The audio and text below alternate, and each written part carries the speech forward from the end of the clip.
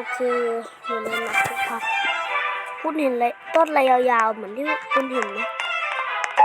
เห็นต้นอะไรยาวๆไหมเนี่ยตรงนี้เลยอันนี้คือขวานเตาได้อันนี้ก็ต่อจากพาร์ทแรกเลยพาร์ทแรกใครชอบก็คอมเมนต์ได้เลยนะ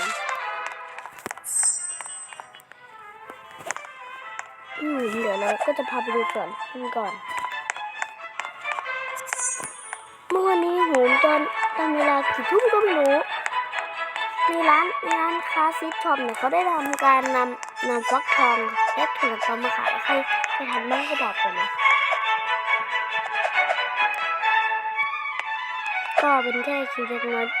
เฉยๆผมทำยาวจริงก็อีกพาร์ทที่ 3